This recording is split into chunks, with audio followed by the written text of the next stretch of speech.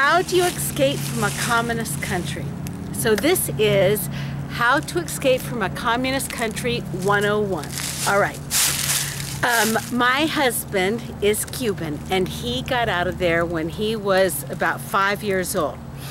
And my father-in-law, wonderful man. He is still alive, and he is in great shape, thank God.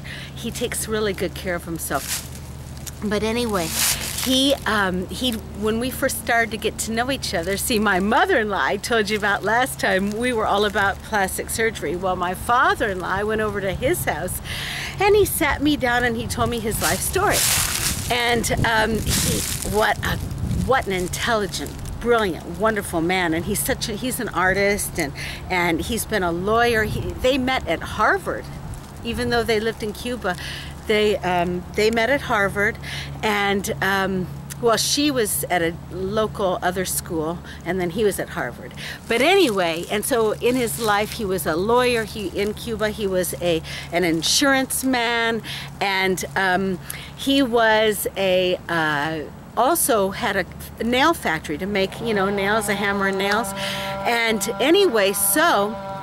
Oh, also, if any of you know the writer Ernest Hemingway, they had their boat parked next to Ernest Hemingway's boat.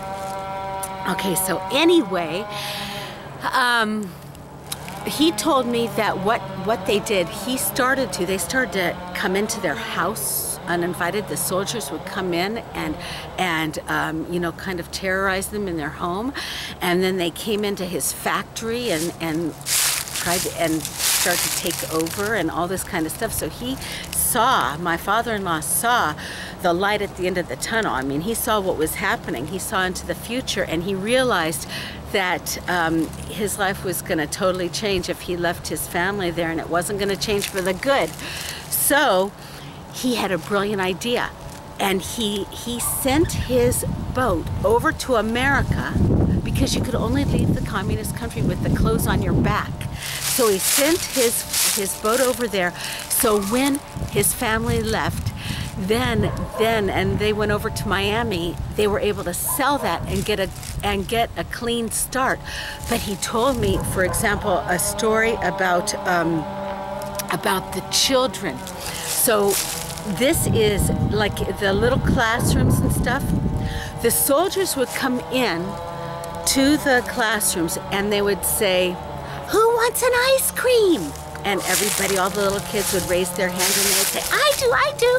And then they would say, okay, everybody close your eyes. This is called Brainwashing 101. They said, everybody close your eyes and ask God for an ice cream. So the little children would close their eyes, and they would say, "God, please send us an ice cream." And then they would say, "Okay, open your eyes. Is there an ice cream?" "No, there's no ice cream."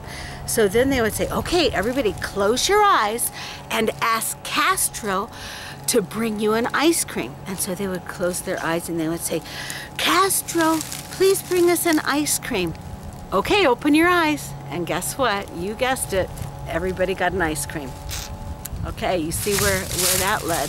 But anyway, so they saw all this stuff was happening. And my husband told me that even though he was about 5 or 6, he remembers being in a movie theater in Havana and hearing a bomb. There was a bomb that went off in the harbor next there. So things were getting pretty bad. But anyway, so then what they did, they left with the clothes on their back, and they were able to sell the boat and start afresh. So they spent 2 years in Miami Beach, getting to know, getting settled a little bit. And my father-in-law started to work for an insurance agency there, but he's brilliant.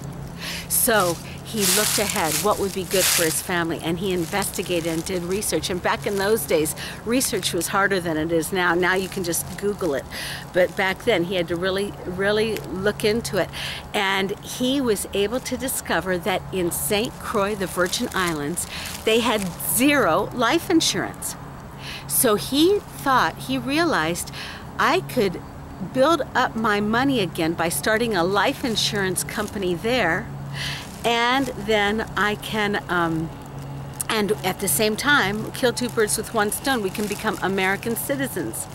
So that's what they did. My husband spent the next 13 years of his life living in beautiful St. Croix, Virgin Islands. But when they flew in, it was so primitive that when the airplane landed, there was no lights. So they had to, and we went there on our honeymoon, and my husband took me around and showed me their first home was almost like a hut, and then gradually they moved to more of a middle class, and then finally they lived in a very, very nice home. So my husband's father plan worked. So that is the background of my husband's life, and that's all for now. See you next time.